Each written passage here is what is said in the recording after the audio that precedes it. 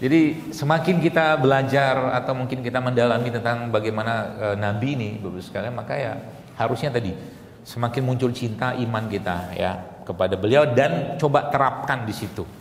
Maka jangan pernah ada di lisan anak-anak kita ya tentang teladan siapa idolamu, jangan pernah ada lain kecuali Nabi sallallahu alaihi wasallam. Jangan lain.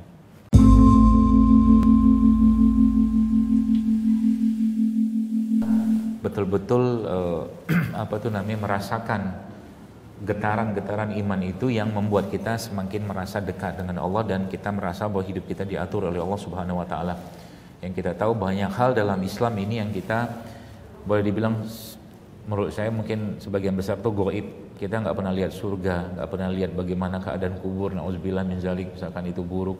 Kita nggak pernah bahkan lihat Allah, nggak pernah lihat, nggak bisa lihat juga di dunia. Bahkan yang luar biasa yang kita bahas hari ini, kita nggak pernah lihat Rasulullah SAW, nggak pernah lihat.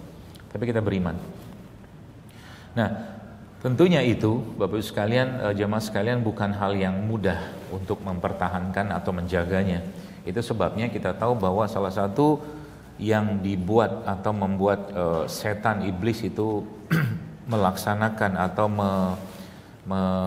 mendeklarasi permusuhan dengan kita ya, bahwa dia akan terus menggoda kita. Itu sebabnya dalam Al-Quran kita tahu ada 4 kata khutuwat ya, 4 kata khutuwat. Khutuwat itu sebenarnya kalau terjemahan dalam Qurannya itu adalah langkah. Tapi khutuwat itu sebenarnya renstra. Renstra itu rencana strategis iblis untuk merusak kita.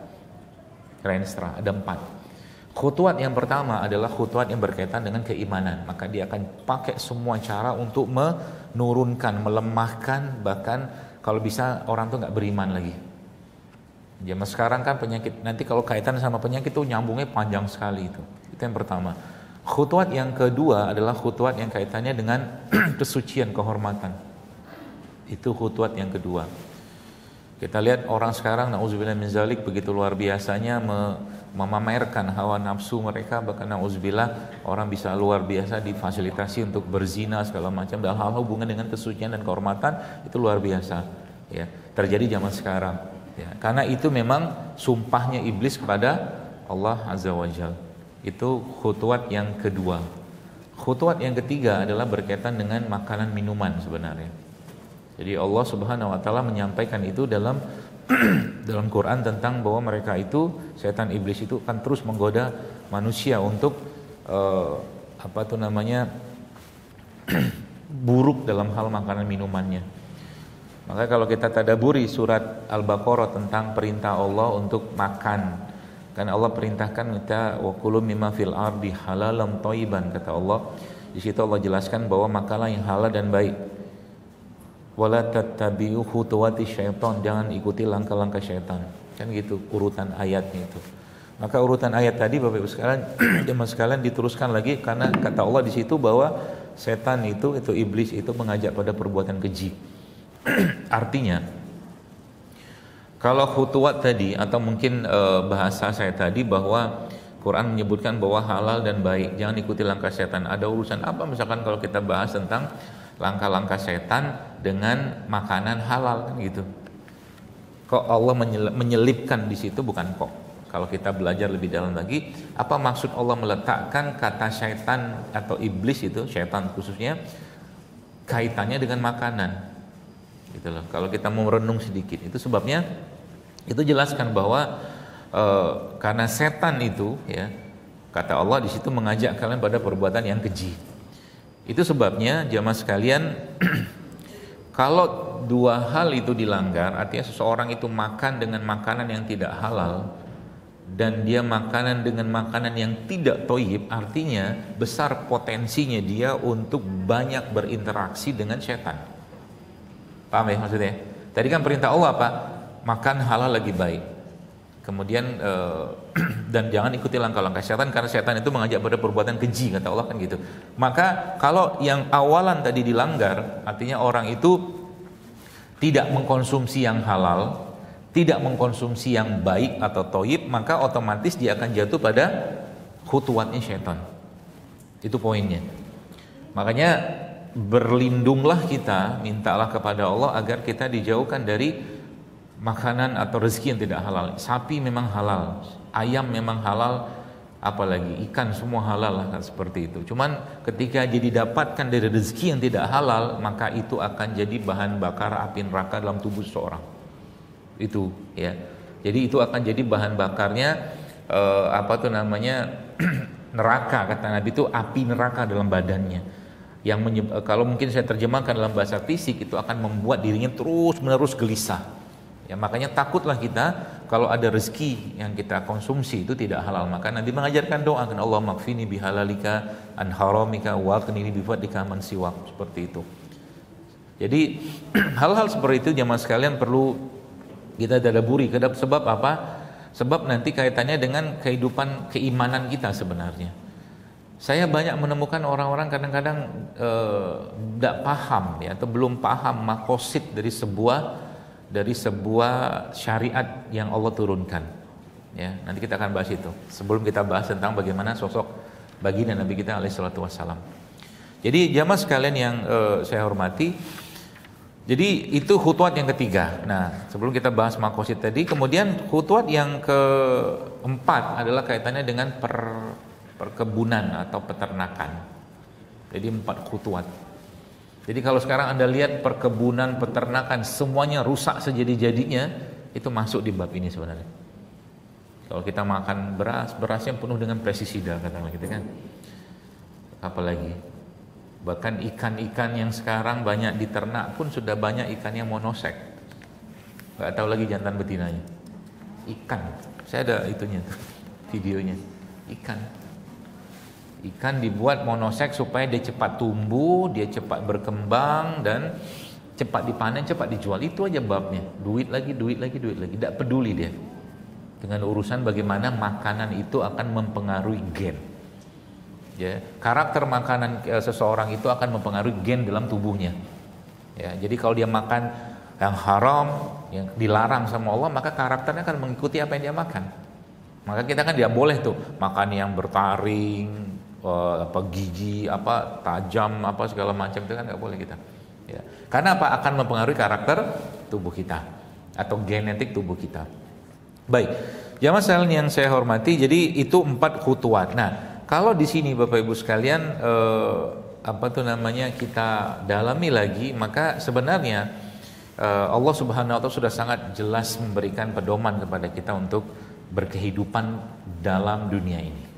Contoh, kalau Anda yang baca postingan saya beberapa hari lalu tentang 2 hal yang harus dirapikan. Yang pertama kan saya tulis itu adalah rapikan hubungan sama Allah. Yang pertama. Yang kedua adalah rapikan hati kita, perasaan kita. Karena zaman sekarang itu sudah overlapnya, kacaunya luar biasa. Nanti detailnya baca di situ. Nah, sehingga Bapak Ibu sekalian, jamaah sekalian, kita akan mulai paham bahwa apa sih yang Allah kehendaki dari syariat ini untuk kita laksanakan. Ya, apa yang Allah kehendaki. Maka seorang ulama besar, Ibnu Qayyim al-Jauziyah rahimahullah, menyebutkan bahwa ada 2 hal sebenarnya yang Allah inginkan dari kita ketika kita melaksanakan ibadah atau syariat Allah ini. Ada 2. Yang pertama al-khair, baik, kita jadi baik. Ya. Baik ini maksudnya gimana? Baik ini maksudnya ya baiklah, dia sebagai istri jadi baik sama suami, suami jadi baik sama dia, anak jadi baik gitu. Khair, harusnya begitu. Jadi kalau ada orang, mohon maaf gitu kan, sholat tahajudnya luar biasa bagus, katakanlah apalagi tilawahnya, sedekahnya bagus banget, tapi orang ini nggak ada baik-baiknya gitu loh. Sikap dia dengan bahkan dirinya atau keluarganya berarti belum masuk itu syariat itu dalam dirinya. Ya, apalagi wanita, ibu-ibu tuh, wanita ya, perempuan tuh gampang sekali masuk surga. Anda tuh gampang sekali masuk surga. Allah, kabar baiknya begitu, tapi gampang juga masuk neraka. Ya. Kata Nabi SAW, apa? Barang siapa seorang wanita yang menjaga kehormatannya, dia diam duduk di rumah, menjaga harta suaminya dan mengurusi suaminya. Ada beberapa poin situ. Simple banget. Dan dia tidak perlu mengerjakan. Anda nggak usah sholat duha, sholat tahajud, nggak usah. Cukup itu saja kata Nabi SAW, maka dia bisa masuk dari semua pintu surga dia yang mau. Semudah itu. Tapi kan setan nggak mau. Nabi bilang apa? Penghuni surga sebagian neraka itu kata Nabi adalah wanita, kan gitu kata Nabi. Kan nggak mau dia. Jadi ini jadi suatu itu celahnya di mana? Nah, muncul lagi di situ ternyata ada satu bab atau tema di mana Nabi katakan, oleh karena itu wahai para wanita, kata Nabi alaihi salatu wasallam, perbanyaklah istighfar dan bersedekahlah kalian. Saya waktu ngelihat kalimat itu kadang-kadang saya mikir, apa sih masalahnya sampai akhirnya Nabi menyuruh para wanita itu bersedekah? Berarti kan sesuatu kan? Sedekah itu lawannya sebenarnya lawan dari suatu penyakit apa? Bakhil. Bakhil pelit gitu loh. Jadi sedekah itu lawan dari suatu keadaan jiwa yang bakhil. Ya, maka bakhil itu menjadi salah satu penyakit dalam diri, bukan hanya wanita saja, tapi laki-laki juga ada bakhil. Ya, maka disuruh diperbaiki bakhil atau dibuang bakhil itu dengan dia memperbanyak sedekah. Seperti itu. Nah, baik. Bapak sekalian, jadi Masya Allah ya, kalau kita tahu hal-hal seperti tadi, maka kita akan mulai introspeksi diri. Sudah lebih baik nggak saya dengan syariat ini, baik sebagai istri, sebagai anak, suami, istri, segala macam lah gitu. Itu yang pertama. Yang kedua apa? As-sa'adah. As-sa'adah itu Bapak sekalian maknanya adalah bahagia. Bahagia. Anda harus bahagia. Kata Allah apa dalam surat Thaha itu, ma anzalna alaikal qur'ana litasqa. Kami tidak turunkan Quran ini untuk membuatmu itu susah payah dan berkeluh kesah, enggak. Bukan itu tujuan Quran diturunkan. Bukan. Ya. Ma anzalna alaikal qur'ana litasqa. Ya. Thaha itu ayat yang kedua. Jadi harus happy, harus bahagia. Ya, sehingga apa? Hidup kita itu menjadi hidup yang setiap hari itu penuh dengan dua hal tadi, dengan syariat yang kita kerjakan. Ada contoh beginilah, di depan saya ini misalkan ada madu, apalah, ya madu lah mungkin lah, anggaplah ini madu. Oh iya, bunga telang. Contohnya kurang bagus.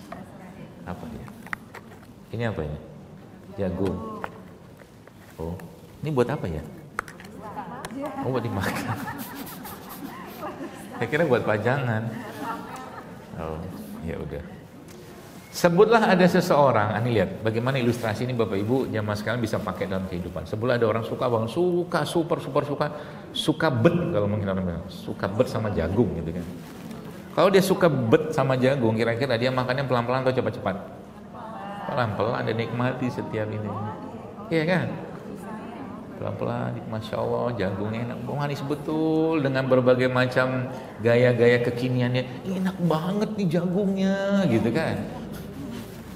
Tuh, bahagia dia makan jagung. Nah, konteks itu, kenikmatan dia dalam makan jagung tadi itu, jemaah sekalian, itu dia pasang ke syariat. Dia pasang itu ke hal-hal yang dia kerjakan dalam, ya itulah hariannya dia. Contohnya begini biar gampang. Sebagaimana dia menikmati jagung tadi, begitulah juga dia menikmati sholat. Itu maksudnya. Paham ya? Jadi kalau sudah sampai pada kenikmatan seperti itu, maka Anda nggak mau cepat-cepat kalau sholat, main lama-lama. Ya, apalagi sholat malam. Sholat malam tadi kapan-kapan cobain deh, sholat malam sepanjang malam gitu kan. Lalu kita berdoa, sholat seperti itu dan baca satu ayat aja. Nabi itu pernah begitu. Rasulullah SAW pernah begitu. Jadi satu malam itu beliau SAW baca satu ayat aja. Termasuk Aisyah juga pernah disebutkan ketika entah ada masalah apa, salah satu sahabat pernah lewat depan rumahnya Aisyah di Madinah tentunya di Raudhah itu. Terus dia mendengar Aisyah baca sepanjang malam. Qala innama ashku bathi wa huzni ilallah wa alamu minallahi ma la ta'lamun. Itu doanya Nabi Yakub waktu dia merasa sedih luar biasa. Nah, itu nanti kalau lagi enggak enak hati, nah itu ayat itu Anda baca aja terus. Qala innama ashku bathi wa huzni ilallah. Kepada Allah aku mengadukan kesedihan dan kesusahanku. Itu surat Yusuf. Maka surat Yusuf itu kalau kita sebentar kita pelototin lah mungkin begitu kan, itu kan surat yang isinya sedih semua sebenarnya. Isinya sedih semua. Mulai dari dia diiriin sama saudaranya, ya kan? Kemudian dia dibuang ke dalam sumur, terus dia jadikan budak, dibeli sampai akhirnya diangkat jadi anak pun difitnah pula, sampai akhirnya Nabi Yusuf menjadi bendaharanya Mesir saat itu. Tapi untuk sampai ke menjadi bendahara Mesir, Nabi Yusuf harus melewati itu dulu. Makanya ulama menyebutkan surat Yusuf ini kalau kita baca sampai selesai, dia bisa menghilangkan kesedihan. Surat Yusuf, Alif Lam Ra, tilka ayatul kitabul bil mubin, inna anzalna alaikal lupa saya, agak grogi sedikit gitu ya. Nah, al khair dan sa'adah itu poinnya. Maka minta dua hal tadi kalau kita melakukan sesuatu kebaikan, minta jadikan kita lebih baik ya, minta jadikan kita lebih bahagia. Seperti itu terus ya. Kalau sudah seperti itu, maka lama-lama kita akan mulai merasakan bahwa ternyata memang agama ini agama yang sudah sangat sempurna, dan tentunya apa yang kita kerjakan ini kita butuh contoh. Nah, itu poinnya. Ya, makanya kalau kita bicara sosok apa yang disukai dari seorang wanita terhadap laki-laki, sebenarnya di luar urusan. Jadi sebenarnya wanita itu kalau suka atau dia pengen dipinang atau punya suami, kita sebenarnya dia nggak butuh ganteng-ganteng banget sih. Yang dia butuhkan karisma, dia butuhkan sosok, sikap, kan gitu kan. Beda sama laki-laki. Nah, makanya antara laki-laki perempuan ini kan bahan bakunya beda. Anda itu bahan bakunya dari mana? Anda wanita bahan bakunya dari sesuatu yang hidup. Apa itu? Tulang rusuknya Nabi Adam sebelah kiri yang paling pendek. Itu bahan baku Anda kan. Jadi Anda diciptakan Allah dari sesuatu yang hidup. Tapi Adam alaihissalam diciptakan Allah dari sesuatu yang mati, kan tanah. Ya. Jadi Hawa, istri Nabi Adam itu kan subhanallah ya.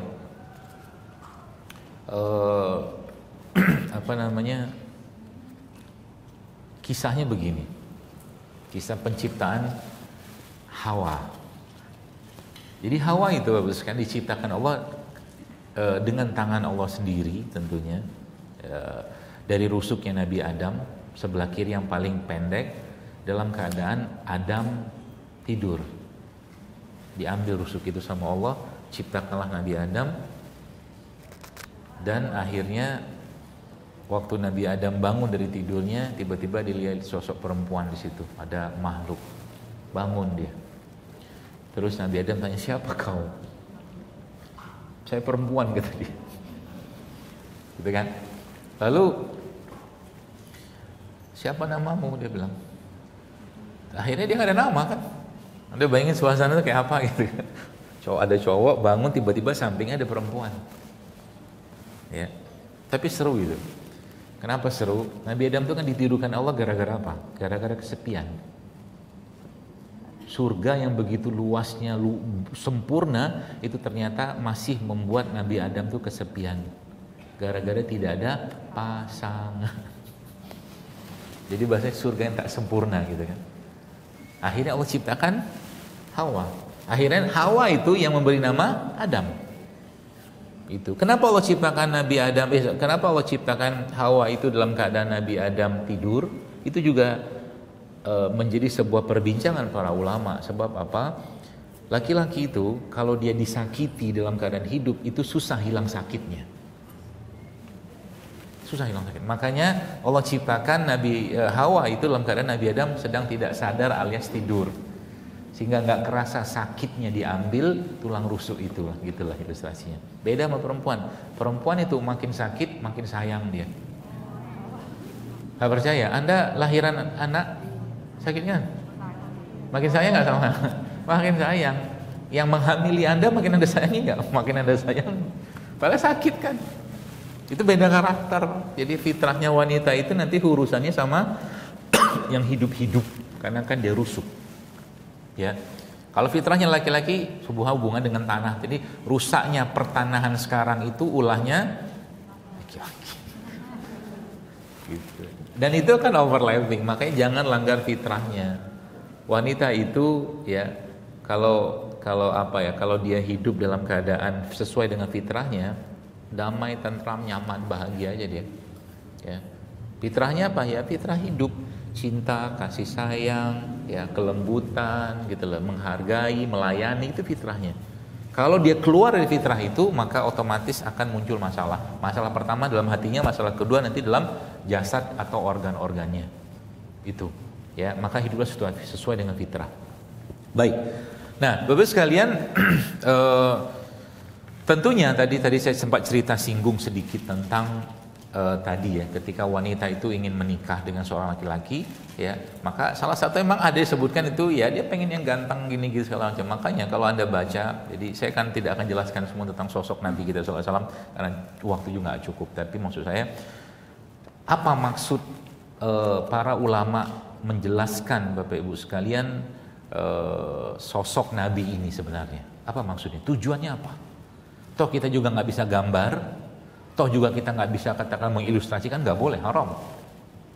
Maksudnya apa? Sebenarnya gampang sekali. Sekarang Anda yang sudah tidak ada orang tua, sudah meninggal bapak ibunya, Anda ngebayangin saja sudah cukup membuat air mata Anda menetes. Ya kan? Itu yang pertama. Lalu yang kedua apa? Subhanallah Bapak sekalian, tahu kisahnya Nabi Yusuf. Nabi Yusuf itu kan digoda dengan seorang wanita, ya, Zulaikha itu kan. Apa yang membuat akhirnya Nabi Yusuf akhirnya tidak tertarik dengan itu? Itu gara-gara disebutkan dalam beberapa riwayat, Nabi Yusuf itu ingat dengan wajah bapaknya. Wajah bapaknya itu wajah sosok yang soleh, akhirnya membuat Nabi Yusuf makin kuat imannya. Dan dalam kondisi kalau Anda baca tafsirnya, itu posisi Zulaikha, ya, menggoda Nabi Yusuf itu perfect sekali untuk sebuah godaan perempuan. Posisinya, gesturnya perfect sekali. Tapi Masya Allah kan, ingat wajah bapaknya, akhirnya Nabi Yusuf nggak jadi. Ya Allah tolong beliau, ya. Di situ Allah gambarkan dalam surat Yusuf. Jadi fungsi dari tujuan digambarkannya sosok itu sebenarnya yang membuat kita tuh teringat, muncul rasa, dan yang paling penting kalau babnya kaitan dengan iman, dia makin menguatkan iman kita kepada Allah Subhanahu. Itu tujuannya. Kita ngingat tadi bapak ibu kita saja sudah meninggal saja, atau lihat fotonya, lihat videonya, nangis kita. Lihat kebaikannya. Nah, yang kita bahas ini adalah manusia. Kalau Anda lihat Nabi Yusuf itu super ganteng. Super ganteng. Tapi ulama menyebutkan bahwa kegantengan Nabi Yusuf itu hanya 1/4 gantengnya Rasulullah SAW. Hanya 1/4. Saya tadi pagi itu agak deg-degan mau ngomong Nabi SAW ini. Ada deg-degan, saya khawatir nggak kuat. Nggak kuat saya. Ya. Kenapa nggak kuat? Karena kita ya ngebayangin sosok Nabi itu, ya Allah, manusia sempurna dari semua sisi. Sempurna dari semua sisi. Anda mau bahas apa? Sebagai seorang laki-laki sempurna. Kita bahas tentang keinginan katakanlah seorang laki-laki atau perempuan untuk mendapatkan sosok fisik yang sempurna. Itu kesempurnaan itu ada pada Nabi alaihissalam, sempurna fisiknya.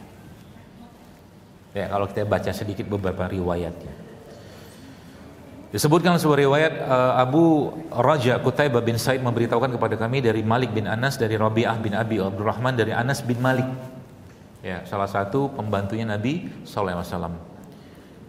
Dia mendengar Anas bin Malik berkata Rasulullah SAW itu perawakannya jarbuh, tidak terlalu tinggi dan tidak terlalu pendek, ya, tidak putih sekali kulitnya, juga tidak kecoklatan, rambutnya ikal, tidak terlalu keriting dan tidak pula lurus kaku.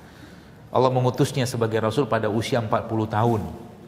Ya, 40 tahun. Itu usia matang jiwa seseorang. Beliau tinggal di Madinah selama 10 tahun dan di Mekah selama 10 tahun dan di Madinah selama 10 tahun. Allah mewafatkannya pada usia 60 tahunan.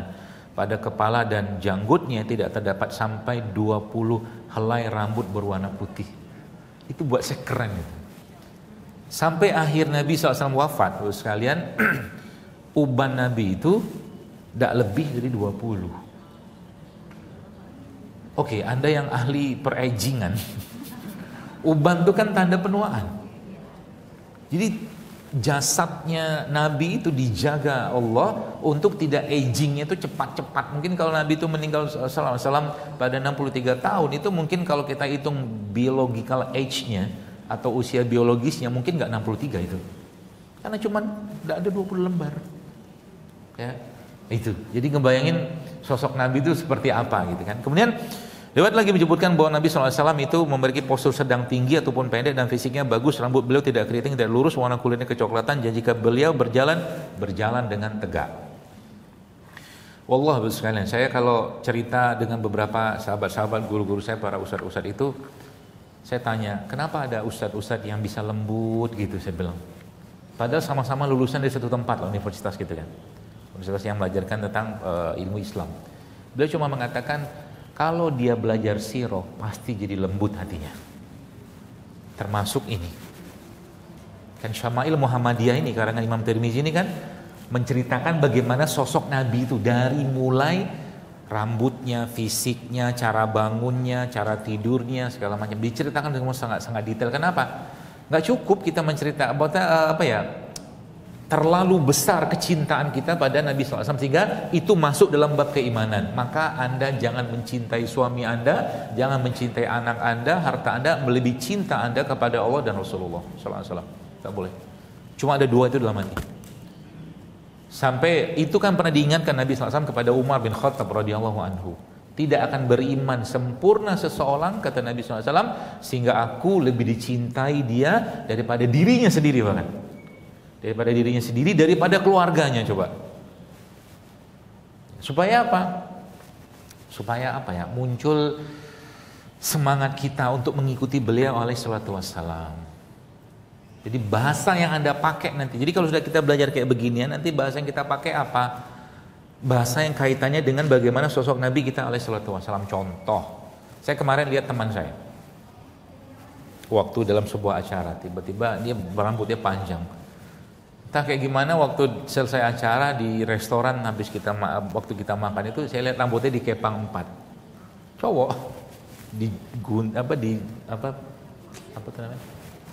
dikepang lah. Kepang tapi diituin. Dia dikurungkel-kurungkelin gitu. 4 sisi. 2 sini, 2 kanan, 2 kiri. Saya bilang ini orang iseng banget. Itu ternyata dikerjakan Nabi kalau dalam perjalanan. Mengepang rambut 4 jalur. Coba. Ada semuanya gitu kan. Jadi kalau kita ada yang pernah baca buku namanya Atomic Habits atau Tiny Habits. Saya kadang-kadang lihat, itu mah buku biasa aja menurut saya. Nabi itu dari pagi sehari semalam 24 jam. Rasulullah SAW itu Bapak Ibu sekalian itu punya 340 lebih sunnah. Sehari semalam. Kita bayangin sempurnanya kayak apa nih manusia ini tuh. Sampai Anas itu aku pernah melihat bulan gitu kan, indah sekali. Tapi saat itu aku memandang juga wajah Nabi SAW, dia katakan jauh lebih indah wajahnya Nabi alaihissalam daripada bulan yang begitu cerah bersinar di malam itu. Akhirnya muncul apa Bapak Ibu? Muncul adalah kecintaan kita pada beliau SAW. Itu yang paling penting. Ya. Nah, riwayat menyebutkan Rasulullah SAW adalah laki yang berambut ikal, berpostur sedang, badannya bahunya bidang. Ya. Berambut lebat sampai cuping telinga beliau, memakai kain merah. Aku belum pernah melihat orang yang lebih tampan dari beliau, kata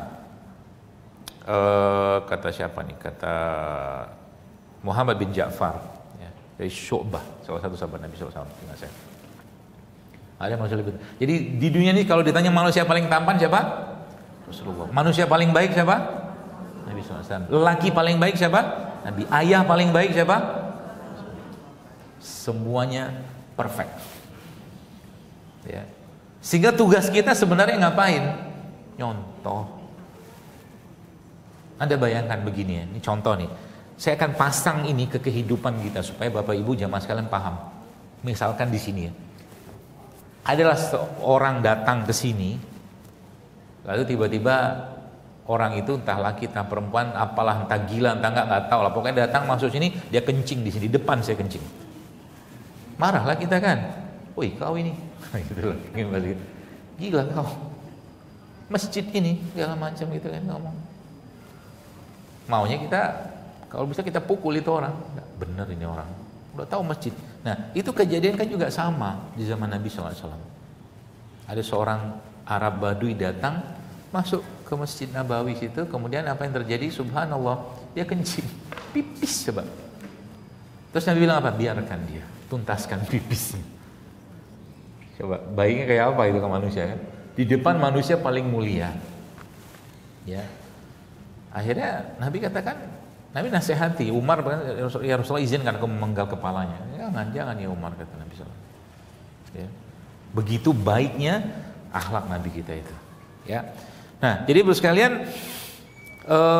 badan Nabi itu, ya kalau sahabat itu, jadi karena para Nabi ini diberi kekuatan oleh Allah di atas rata-rata. Di atas rata-rata. Kalau demamnya Nabi itu tidak akan sama dengan demamnya kita, nggak sama. Tidak sama dia. Jauh. Kadang-kadang ada salah sahabat pernah Nabi itu demam, dia pegang kulit Nabi, dia berkatakan seperti besi yang mendidih panas. Itu sebabnya mereka itu diberikan jaminan yang sangat luar biasa oleh Allah. Tentunya dengan segala perjuangan mereka, pengorbanan mereka, Allah kasih janji yang luar biasa, khususnya buat Nabi kita SAW. Dan beliau punya banyak sekali privilege. Ya, privilege itu maksudnya apa? Keutamaan yang tidak diberikan dari Allah kepada nabi-nabi yang lain. Ya. Nah, itu sosok Nabi Sallallahu Alaihi Wasallam. Lalu Ali bin Abi Thalib berkata, Nabi bukanlah orang yang tinggi juga bukan orang yang pendek, kepala beliau besar dan tulang-tulang sendinya juga besar. Ya, Anda bayangkan waktu saya lihat ini, saya ingat kisah di perang Khandaq, ada batu gede kan, batu gede, sahabat nggak bisa mukul, terus Nabi katakan ambilkan kapak untukku, ya, lalu Nabi pukulkan, pecah sekali pukul, kuatnya minta ampun. Makanya waktu perang itu para sahabat itu sering berlindung di balik sosok atau tubuh Nabi SAW yang sangat luar biasa itu. Ya, karena Nabi itu diberikan kekuatan untuk melawan orang itu bukan satu dua orang, Nabi itu bisa ngelawan beberapa orang sekaligus gitu lah, puluhan bahkan.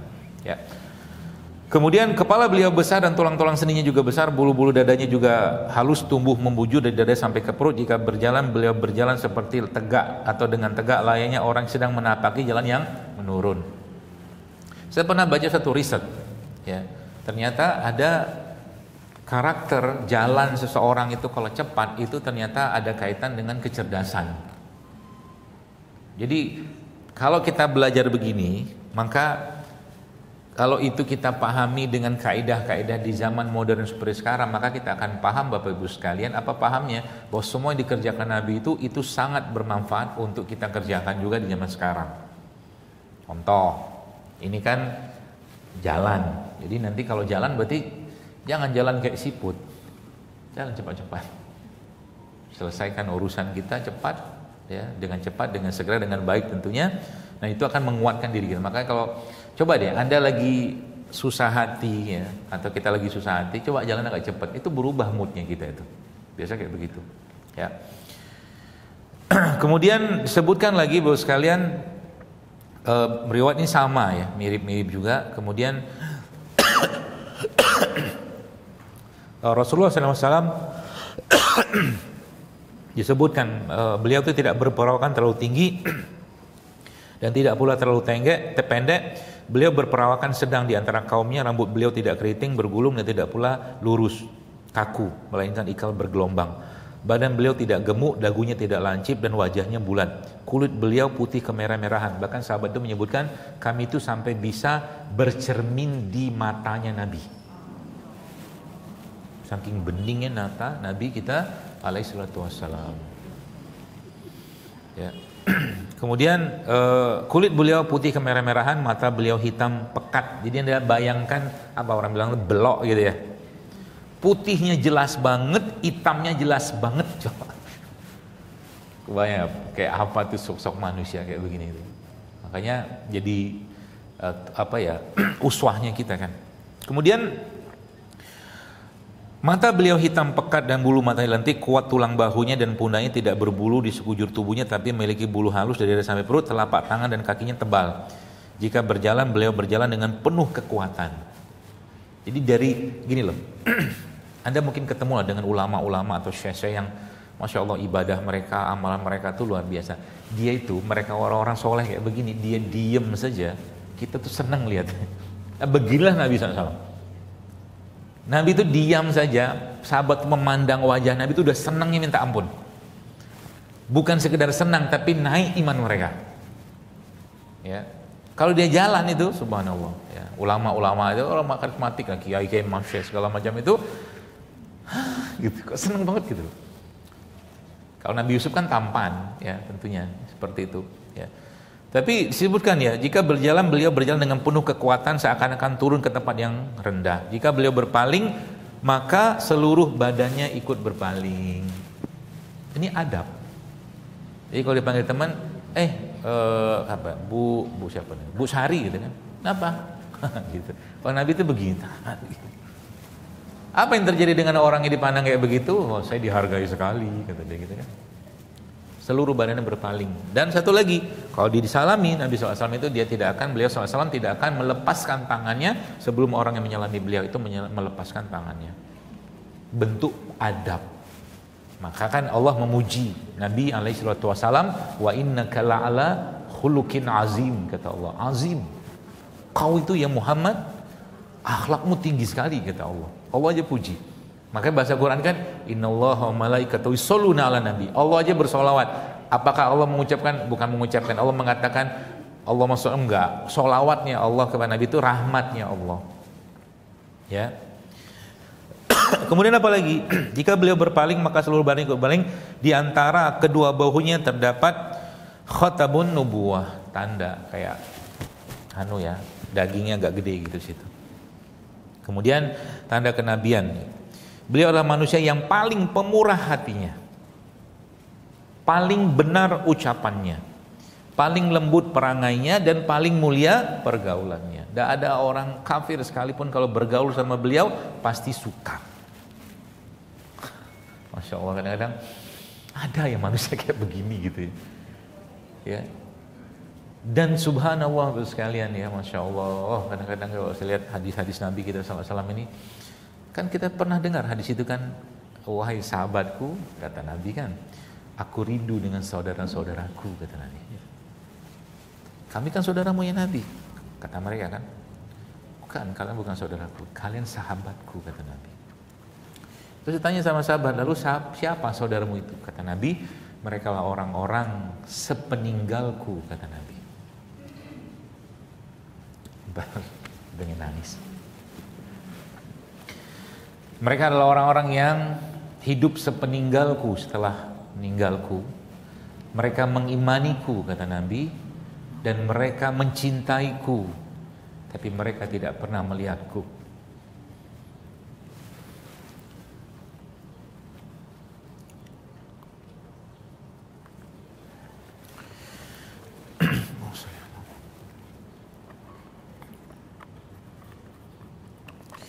Beliau adalah manusia yang paling pemurah hatinya, paling benar ucapannya, paling lembut perangainya, dan paling mulia pergaulannya. Siapapun yang melihatnya pasti akan menaruh hormat kepadanya.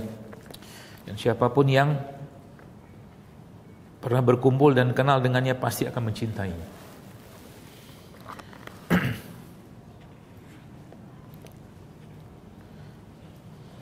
Orang yang menceritakan sifatnya pasti akan mengatakan, aku belum pernah melihat orang seperti beliau sebelum atau sesudahnya.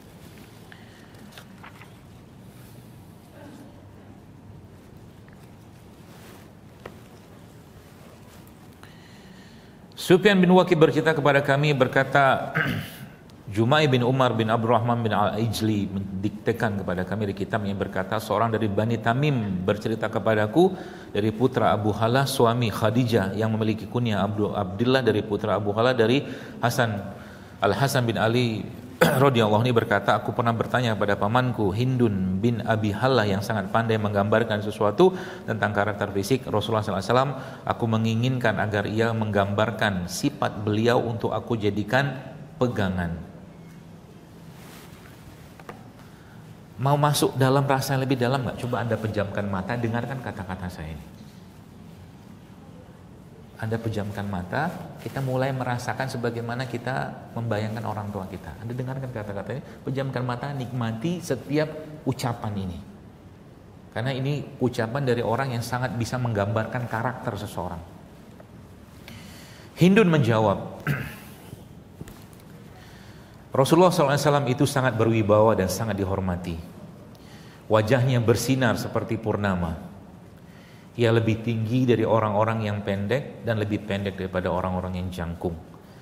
Kepalanya besar, rambutnya agak ikal dan dibelah tengahnya. Jika tidak dibelah maka rambutnya tidak melebihi cuping kedua telinganya apabila beliau menggeraikannya. Kulit wajah beliau SAW putih kemerahan, dahinya lebar. Kedua alisnya panjang dan lebat, tapi tidak bertemu. Di antara kedua alisnya ada pembuluh darah yang akan tampak jelas ketika beliau marah. Hidungnya Rasulullah SAW panjang dan melengkung bagian tengahnya, bercahaya sehingga orang yang tidak memperhatikannya akan mengira hidung beliau SAW bengkok. Jenggotnya banyak dan tebal, pipinya datar, mulutnya lebar, giginya berjarak. Bulu dada beliau SAW halus, lehernya seperti batang perak murni yang indah. Tubuhnya proporsional, tidak kurus dan tidak gemuk, gemuknya pun ideal. Perut dan dadanya rata. Bahunya lebar, tulang-tulang sendinya besar, dadanya bidang, bagian tubuhnya yang tidak tertutup pakaian bersinar terang. Ada bulu halus yang membujur segaris dari dada ke pusarnya. Di luar itu dada dan perutnya tidak berbulu sama sekali. Lengan bahu dan pundaknya berbulu, lengannya panjang dan telapak tangannya lebar. Tangan kakinya tebal dan kekar, jari jemarinya panjang, telapak kakinya bagian tengahnya melengkung, tidak menempel tanah ketika berjalan. Punggung kakinya rata sehingga apabila disiram air langsung hilang, tidak menggenang. Apabila berjalan beliau mengangkat kakinya dengan kuat dan condong ke depan. Cara berjalannya tenang, langkahnya lebar. Jika berjalan cepat seperti menuruni lereng. Jika menoleh maka seluruh badannya ikut menoleh, matanya selalu menunduk, lebih sering memandang ke arah bumi daripada mendongak ke langit. Selalu memandang dengan penuh perhatian. Ketika berjalan beliau berada di belakang para sahabatnya dan beliau memulai mengucapkan salam kepada setiap orang yang beliau temui.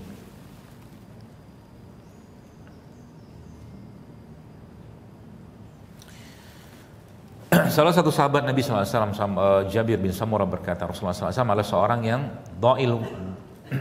dhali'ul fammi, ashkalul aini wa manhusul akibi.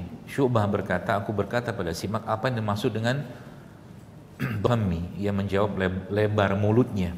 Aku bertanya, apa yang dimaksud dengan ashkalul aini? Ia menjawab, panjang belahan matanya. Aku bertanya lagi, apa yang dimaksud dengan manhusul akibi? Ia menjawab, sedikit daging tumitnya. Sempurna kan? Sempurna. Sosok yang gak ada celah manapun atau celah apapun yang kita bisa ambil kekurangan dari manusia itu. Ya. Dan kabar baiknya apa? Kabar baiknya beliau rindu sama kita. Nabi itu rindu. Yang tadi hadis disebutkan itu, kata Nabi kan, aku rindu dengan saudara-saudaraku. Itu orang-orang yang hidup setelahku, sepeninggalku, dan mereka mencintaiku, beriman kepadaku meskipun mereka belum pernah melihatku. Ya. Maka Bapak Ibu sekalian, jamaah sekalian, sedikit mungkin kita perlu berselancar dalam kehidupan kita gitu.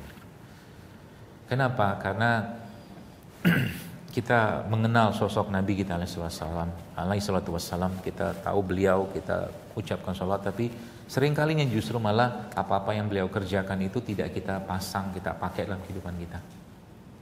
Ya. Khadijah, salah satu istri Nabi SAW, itu kan disebutkan Allah memberikan kabar kepada Khadijah bahwa Allah membuatkan di rumah di surga itu untuk Khadijah yang tidak ada bising di dalamnya. Kenapa tidak ada bising? Karena disebutkan Khadijah itu tidak pernah meninggikan suaranya kepada Nabi SAW, tidak pernah. Ini akhlak, adab, ya. Jangan pernah naikkan suara di depan suami, misalkan gitu kan. Dan suami juga sama. Saya kadang-kadang sedih gitu ya, melihat ya ada dapat kisah-kisah, ada ibu kadang-kadang dia sedikit cerita ke saya tentang bagaimana sikap suaminya yang temperamen, kasar, bahkan kadang-kadang lebih senang marah. Saya katakan, seandainya dia tahu bagaimana karakter Nabi kita sallallahu alaihi wasallam, maka dia akan menangis mungkin. Kenapa menangis? Nabi bilang apa? Nabi katakan begini, sebaik-baik laki-laki itu, kata Nabi, adalah yang paling baik sama keluarganya. Itu laki paling baik. Paling baik itu siapa? Dia paling baik akhlaknya, dia paling baik sikapnya, sifatnya, semua kebaikan dia sebagai seorang laki-laki. Yang menikmati itu adalah orang-orang di rumahnya, anaknya, istrinya. Itu laki-laki. Jadi kadang-kadang saya mikirnya, apa hebatnya jadi laki-laki kayak begitu? Atau mungkin orang ini tidak paham atau belum kenal sosok Nabi Sallallahu Alaihi Wasallam. Ya. Nah caranya gimana? Ya sama. Ya dalam konteks ini kita mulai meneladani. Ya, contoh nih, siapa di sini yang nggak suka labu? Banyak kan? Nggak suka labu, pokoknya labu lah. Banyak nggak suka. Banyak kita yang ya kalau dibanding labu mendingan apa kayak pisang kayak gitu kan. Tapi lebih senang yang lain. Gitu. Nah, Anas bin Malik lihat. Sahabat-sahabat ibu sekalian, sahabat-sahabat Rasulullah SAW itu mereka itu kalau ada sesuatu yang kaitan dengan Nabi SAW, maka seketika mereka akan lakukan dan seketika itu juga mereka akan jatuh cinta. Sekarang di sini mungkin ada yang nggak suka minum madu, ya misal air madu itu gini. Nah sahabat Nabi ya SAW itu kalau ada sesuatu yang Nabi kerjakan, ya, ada sesuatu yang Nabi kerjakan dan mereka melihat itu, maka mereka langsung contoh-contohnya. Contoh Anas bin Malik, ya disebutkan sebuah riwayat itu aslinya nggak suka labu, tapi ketika dia melihat Nabi SAW makan labu dengan sangat lahap, sejak itu Anas tidak pernah meninggalkan labu sampai dia mati. Itu kecintaan. Ya. Jadi mereka ini, Bapak sekalian, ya, radhiyallahu anhum ajmain, orang-orang mulia ini. Pokoknya apa yang dikerjakan Nabi mereka kerjakan tanpa pikir panjang. Makanya kan kalimat Allah dalam Quran, kul in kuntum, kata Allah, tuhibbunallah fattabi'uni, itu sebenarnya ayat seperti ayat ujian. Kalau kita di sini berdoa Allahumma inni as'aluka hubbak wa hubba ma yuhibbuk, ya Allah aku mohon cintamu, kan gitu ngomongnya. Allah bilang apa? Fattabi'uni, ikutin aku Rasulullah itu.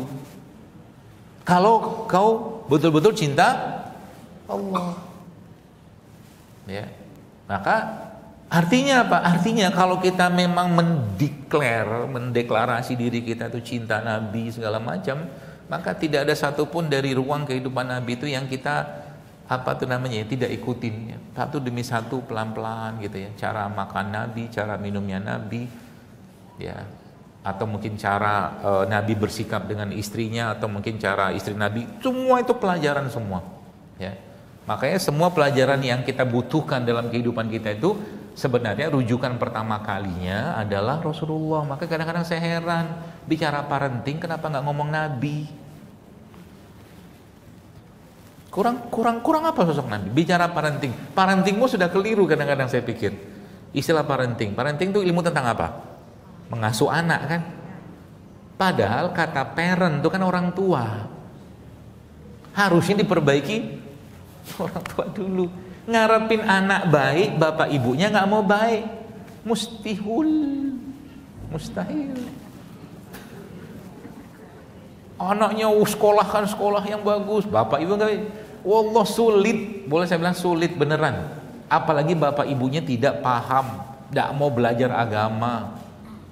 Saya banyak nemukan kadang-kadang kayak begitu gitu kan. Jadi kalau Anda mau belajar tentang bagaimana cara menjadi sosok ayah dan ibu atau anak yang baik, itu Nabi mengajarkan itu. Mau contoh apa semua ada. Contoh keluarga yang baik ada Ali Imran. Contoh keluarga yang baik apa? Luqman ada. Apalagi terakhirnya keluarga Nabi alaihissalatu wassalam terbaik gitu. Itu kalau dibuka-buka, diurai-urai satu demi satu, maka kita akan dapatkan banyak sekali pelajaran di situ.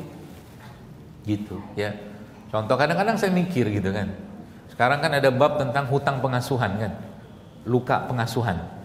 orang-orang yang atau mungkin anak-anak yang tidak mendapatkan asuhan yang sempurna dari bapak atau ibunya. Nah, itu di bab kesehatan saya dapatkan juga efeknya juga ke masalah hubungan, masalah ke penyakit-penyakit fisik. Tapi kadang-kadang saya mikir begini, Nabi Ismail alaihissalam itu kan lama ditinggal Nabi Ibrahim. Kalau secara teorinya sudah sangat sempurna, Nabi Ismail itu punya hutang pengasuhan dengan bapaknya Nabi Ibrahim.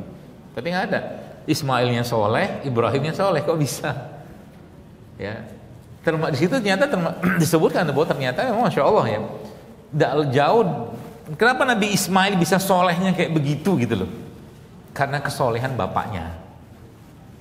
Itu. Jadi kalau apa ya, kelas parenting segala macam itu aslinya harusnya yang belajar harusnya bapak ibu untuk mendidik anak, bukan nyuruh anak ngikutin apa mau bapak ibu. Gitu ya. Maka kan lagi-lagi sampaikan bahwa kita nih ya semakin hari makin jauh aja ya, lagi zaman kayak sekarang ini makin jauh dari apa? Dari bagaimana Nabi SAW memberikan contoh ya. Baik, itu tentang fisik Nabi Sallallahu Alaihi Wasallam. Bahkan bab misalkan Nabi itu kan menjelaskan bahwa Nabi itu sangat suka dengan wangi-wangian, ya, sangat suka wangi-wangian. Maka kalau sahabat itu kalau Nabi itu ya barokah ini hanya berlaku buat tubuh Nabi saja ya, tidak berlaku buat orang-orang yang meskipun dia kiai ulama, enggak. Sahabat-sahabat itu kalau Nabi SAW itu berwudu itu ditampung airnya, ludah Nabi itu ditampung, khusus Nabi, ya, nggak ada yang lain, nggak boleh yang lain, hanya Nabi SAW. Ya. Ludah Nabi ditampung, ya, bahkan mereka tuh kalau pegang kulit Nabi itu wangi tanpa parfum. Nah, Nabi kita SAW juga sangat suka dengan parfum, minyak wangi. Bahkan disebutkan Nabi itu punya beberapa jenis minyak wangi. Ya, salah satunya apa? Kasturi, misk. Ya. Termasuk Nabi juga suka dengan gaharu. Ya. Gaharu ya. Baik, Ibu sekalian, tentunya kita tidak akan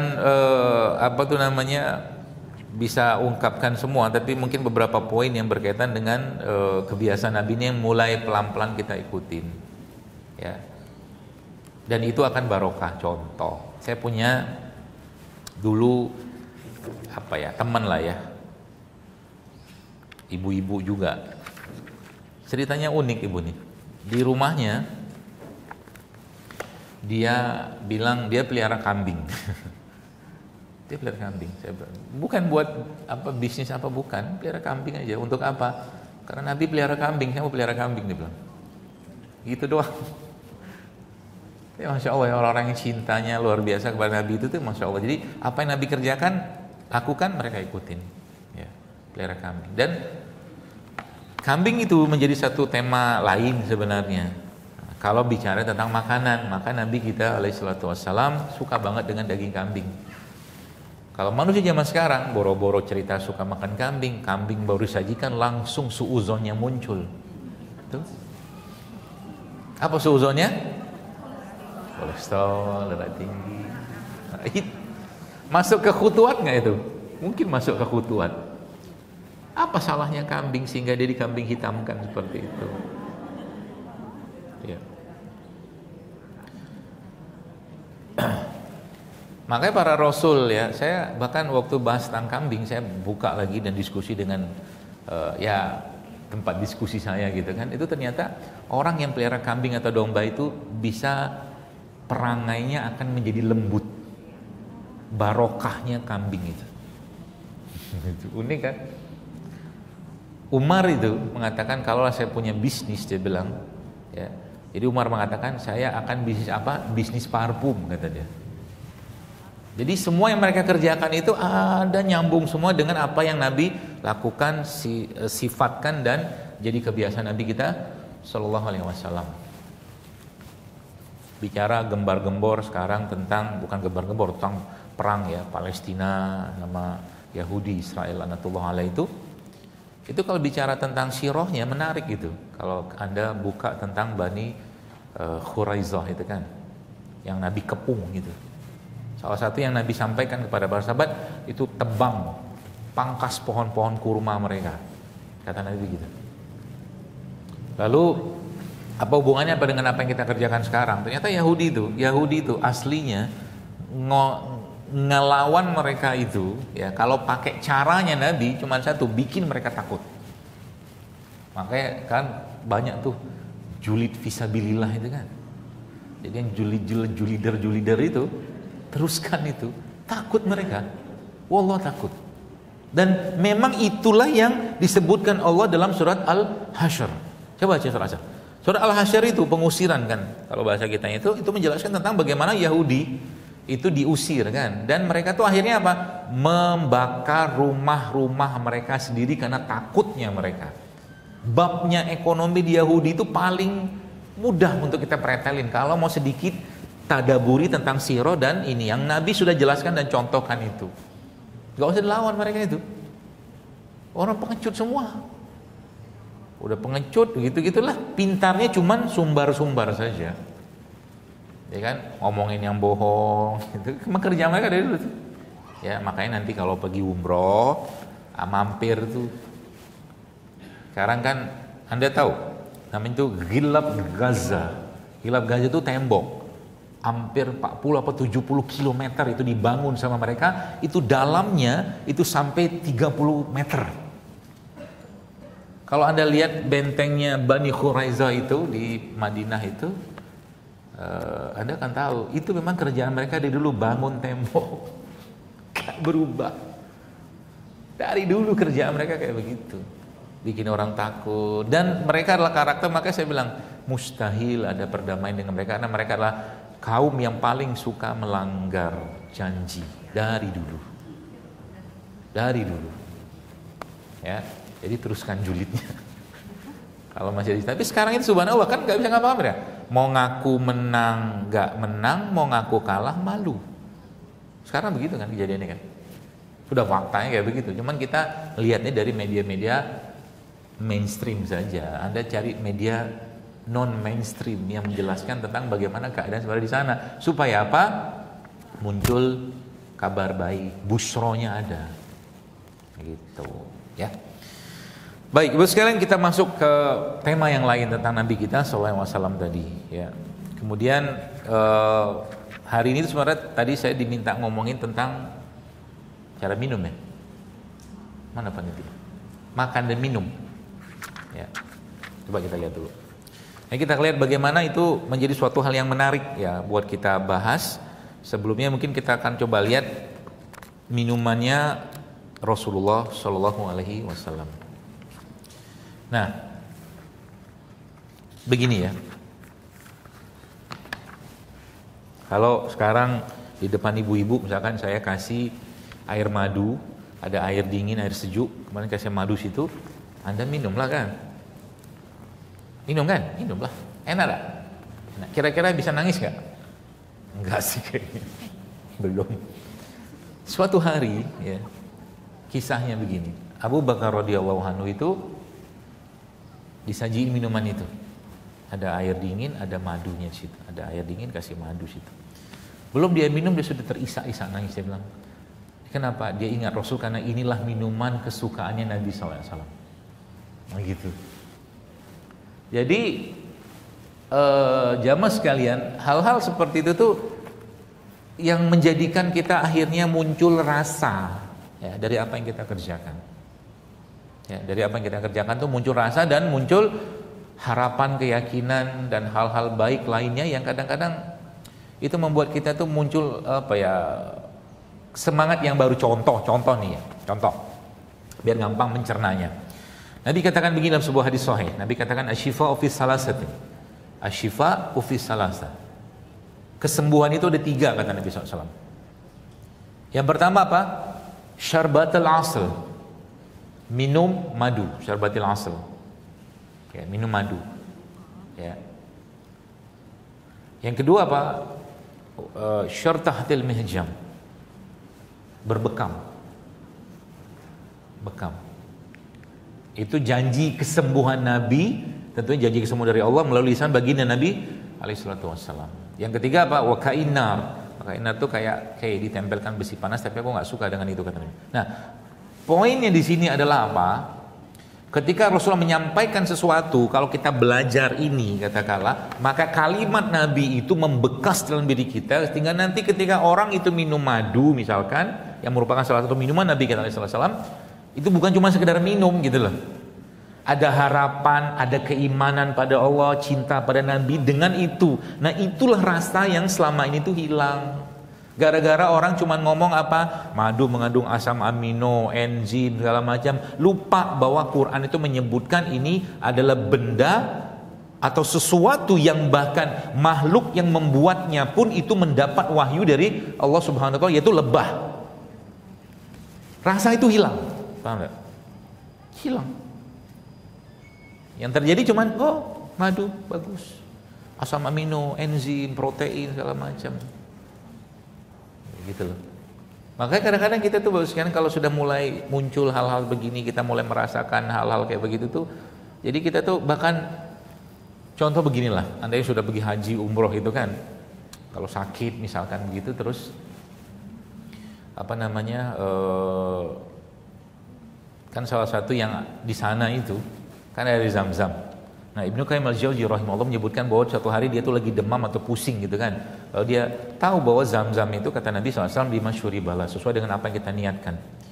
Maka dia minum air Zam-Zam itu, tidak lama kemudian hilanglah dia punya pusing dan demamnya itu dengan minum air Zam-Zam. Kenapa bisa kayak begitu? Karena iman. Ya, makanya kalau nanti pergi haji umroh itu, kalau mau Anda minum Zam-Zam itu kumpulin dulu kekuatan imannya, baru minum itu. Sehingga dia memang berbekas. Ya. Bukan cerita air Zam-Zam itu alkali, ini bukan. Ceritanya barokahnya. Sama juga dengan bicara tentang misalkan kurma. Subhanallah, kehidupan kita nih muslim ya, mukmin ini digambarkan Nabi seperti pohon kurma. Semuanya manfaat kata Nabi SAW. Maka dalam kurma itu terdapat barokah. Kemarin di dekat rumah saya di kantor ada staf saya yang kena gangguan jin lah seperti itu. Singkat ceritanya begini, akhirnya kan saya panggil beberapa teman-teman juga yang memang kerjaannya ngeruqyah gitu kan. Terus akhirnya subhanallah ya menarik gitu kan. Salah satunya apa yang menariknya? Jadi waktu dia muncul gangguannya itu kan saya suruh kasih ya kita tahu hadisnya kan, kata Nabi kurma ajwa yang dimakan 7 butir di pagi hari itu menghilangkan sihir kata Nabi sampai sore hari ya. Itu nolak jinnya, nggak mau dikasih makan kurma ajwa itu, nggak mau. Apalagi saya bilang ambilin daun bidara, saya bilang sider, langsung dia apa namanya berkomentar, jangan gitu kata dia. Takut dia sama daun bidara. Berarti jangan takut pula makan kurma ya. Nanti kalau saya makan kurma keluar jinnya gitu, bukan gitu. Sepanjang Anda hati, iman, emosi baik tidak masalah. Cuman itu kalau Anda makan menguatkan, makanya barokahnya kurma itu salah satunya. Atau yang Nabi SAW sebutkan dalam beberapa riwayat-riwayat hadis ya. Makanya makan kurma itu berkah ya. Tapi bukan kurma biasa. Kalau hadis itu setahu saya menyebutkan adalah kurma ajwa. Lebih tepatnya kurma ajwa alia. Ya. Jadi yang menarik lagi apa coba? Yang menarik lagi adalah ini. Nah, ini lucu menurut saya. Ada staf saya di kantor itu yang videoin gitu kan. Kan ada 3 orang, saya, teman-teman yang lain yang staf itu di belakang. Saya di depan dia lah ngobrol-ngobrol sama teman itu. Kebetulan lagi di luar di halaman depan kantor itu. Terus teman saya itu nanyain saya gitu. Ngomongin sama jin itu lagi pas dia muncul jinnya. Kamu tahu nggak sama itu? Gitu kan. Tanya saya, kamu tahu nggak sama yang bapak berewok itu? Dia bilang, tahu dong. Dia bilang gitu. Itu kan yang ajak-ajak hidup sehat. Dia bilang gitu kan. Suaranya berubah. Kalau hidup sehat, nanti kan amalnya bagus, baik. Dia bisa ibadah baik, gitulah kurang lebih bahasa. Oh, saya sudah dikenal di dunia perjinan sama dia. Top sampai dunia jin. Tapi menariknya apa? Dikasih air madu saja mereka itu nolak. Air madu. Jadi memang jin itu suka dengan semua makanan yang tidak baik. Kalau orang makan. Gitu. Ya, jadi hati-hati. Nanti kita berubah jadi jin, oh bukan. Karakternya kita itu nanti akan temperamen, emosional gitu-gitulah. Jadi sebutin sama dia, salah kalian, dia bilang. Kata dia, kok dia bilang salah kalian, dia bilang. Kan aku cuma godain aja, kata dia. Yang jadi masalah kan di nafsunya kalian, gitu loh bahasanya. Lucu lah pokoknya kemarin tuh, akhirnya ambilnya daun bidara kan diminumin sama dia. Jadi itu kisah, banyak kisah-kisah kayak begitu. Makanya kenapa perintahnya Allah, Bapak sekalian, makan itu halal dan baik itu sebenarnya itu ada maksud sebenarnya buat jaga hati juga. Kolbunya kita, emosi kita tetap baik gitu loh. Ya. Jadi apa tuh namanya, ketika kita tahu kayak begini tuh kenapa kita harus jaga kesehatan, makannya yang benar, yang halal, baik, itu sebenarnya apa? Jangan sampai kita justru malah yang memasukkan sesuatu yang nggak apa ya, nggak perlu kita masukkan. Contoh nih ya, misalkanlah ada ada orang dia main ke rumah temannya. Sebelah ini orang super kaya lah misalkan, konglomerat besar lah misalkan gitu kan. Dia main di situ. Tapi masuk rumah dia itu dia dikasihlah minum ya sama temannya tadi air putih segelas. Air putih segelas sama mungkin apa ya? Ya buah-buah murah-murahan lah gitu lah, buah-buah murah gitu kan. Ini air putih sama buah yang tadi itu bisa jadi penyakit buat dia. Buat temannya tadi. Kalau apa? Kalau yang dia minum katakanlah air cuma 300 mili, 300 cc, tapi yang dia minum sesungguhnya bukan air, tapi sampah emosi dari perkataan dia saat dia minum itu. Dasar orang pelit. Ya. Masa dikasih air putih doang? Gitu kan. Masuk. Jadi yang minum cuma 300 mili, tapi sampah emosinya berupa benci, suuzon, segala macam, dugaan dia itu sekilo lebih. Makanya saya sering bilang, zaman sekarang ini banyak orang bukan obesitas fisik tapi obesitas jiwa. Bukan sakit jiwa ya, tapi jiwanya sakit. Maka jiwanya sakit kalau orang beberapa tuh menyebutkan itu ya. Ada namanya istilah di saya dan teman-teman itu namanya bukan lagi diabetes tapi diabetasol. Itu namanya lagi itu bahasanya. Jiwanya yang sakit. Gitu. Kenapa? Terlalu banyak sampah emosi yang dia makan, dia konsumsi setiap dia mengkonsumsi sesuatu. Maka Nabi kita SAW Bapak sekalian kalau mengkonsumsi sesuatu puji tidak, caci tidak. Kalau nggak suka beliau nggak makan. Jadi jangan lebay dengan makanan. Makan aja. Ada jagung makan jagung, ada daging makan daging, nggak ada apa-apa ya puasa. Begitulah karakter Nabi. Nabi bertanya pada salah satu istri beliau ketika pagi hari, ada makanan nggak hari ini? Nggak ada Rasulullah. Kalau gitu aku puasa. Asik banget suami kayak begitu kan?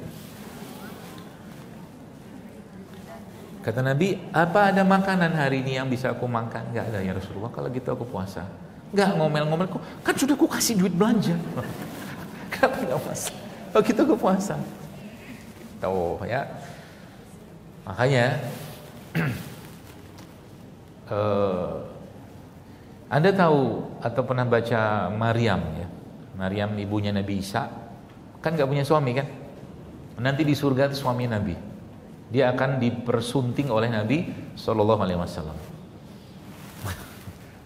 Gitu. Jadi masya Allah ya.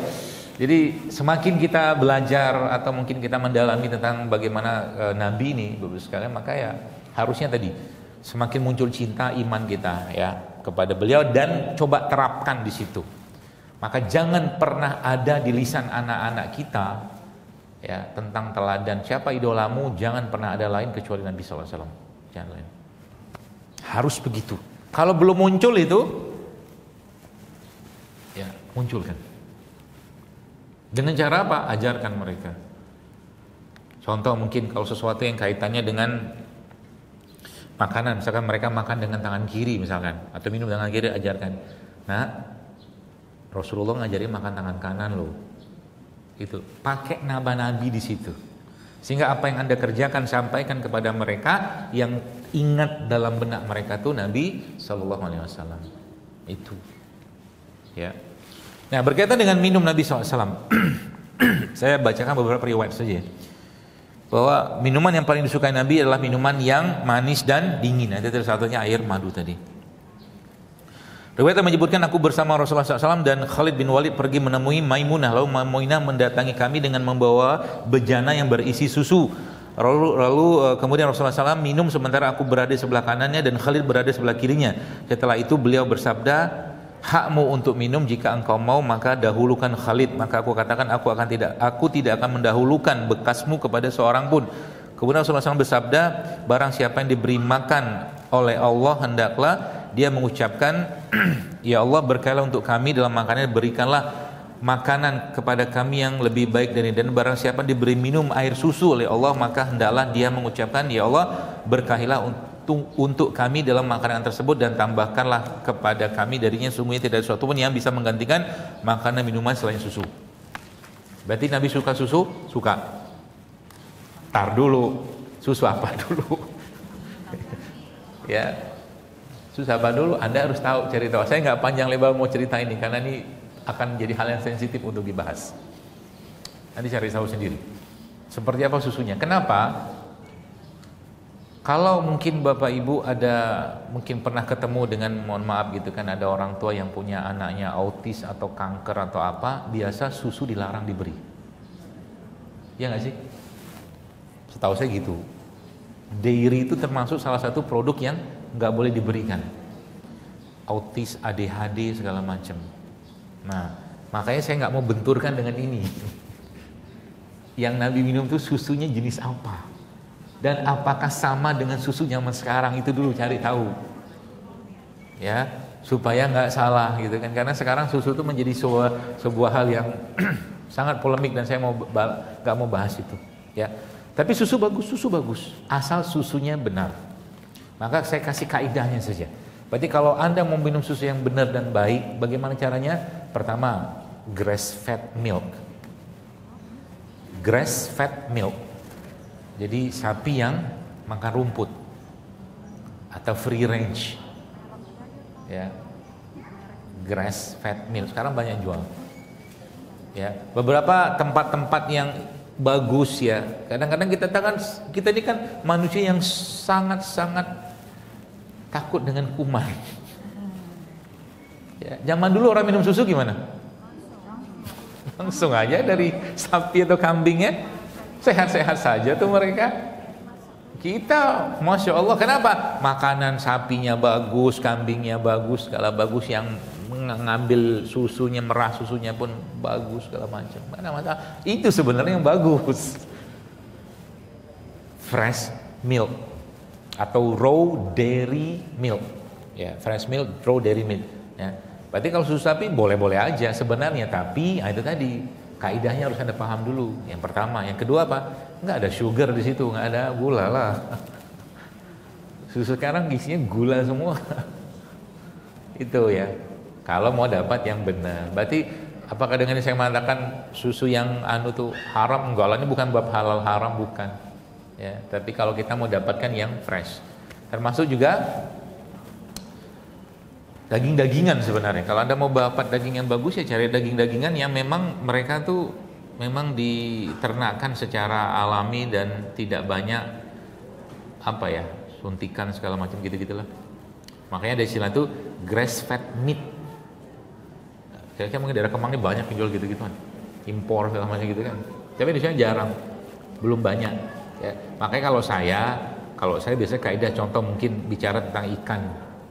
Kalau saya nyari ikan, saya lebih senang cari ikan laut sekalian, kalau enggak ikan sungai yang liar. Saya biasanya memilih untuk tidak makan ikan ternak, kalau enggak terpaksa banget. Kalau enggak, ya disajikan yang makan. Tapi kalau saya mau boleh milih, saya akan pilih ikan laut. Ya, karena dia kan ya bebas hidupnya gitu loh.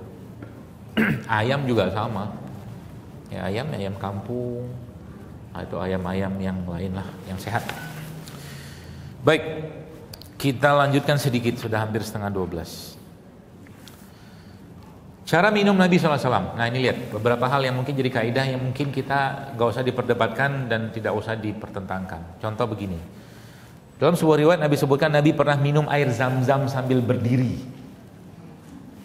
Sebagai bentuk, ulama menyebutkan yang setahu saya bentuk penghormatan kepada air zam-zam. Khusus air zam-zam. Jadi Nabi itu pernah minum berdiri? Pernah. Ya. Tapi lazimnya adalah minum dalam keadaan yang duduk. Riwayat yang menyebutkan aku melihat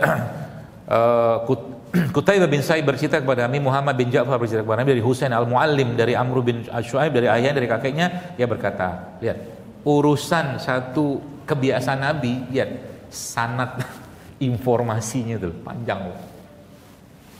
Ya, makanya Quran itu, hadis Nabi itu dijaga oleh Allah. Al-Quran hadis dijaga. Jadi misalkan gini, saya mau nyampaikan sesuatu di sini nih. Sini sampaikan bahwa kalau mau makan daging yang sehat, makalah grass fed meat, misalnya gitu kan. Ada yang mendengar satu, sampaikan lagi satu sampai ke ujung sana. Itu kalau pakai di dalam bahasa hadis, kalau aku hadis terutama, itu nanti diteliti itu. Dari 5 orang yang ngomong sampai ke ujung itu dari 5 orang itu adakah yang biasanya berbohong? Itu nggak diterima. Jadi kalimat saya tadi itu kalau seandainya meskipun benar di situ ada yang berbohong 1 2 itu bisa jadi raguan. Itulah bahasa doif gitu-gitu loh. Itu namanya rawi dan sanad ya, matan. Kalau matan itu isi ya. Maka di sini disebutkan bahwa dari ayahnya dari kakeknya berkata aku melihat Rasulullah SAW berminum sambil berdiri dan sambil duduk. Jadi Nabi itu pernah minum berdiri sambil duduk. Jadi kalau berarti bagaimana caranya yang paling bagus buat kita ya, paling bagus duduk aja. Karena Nabi jarang minum berdiri, tidak sering-sering juga.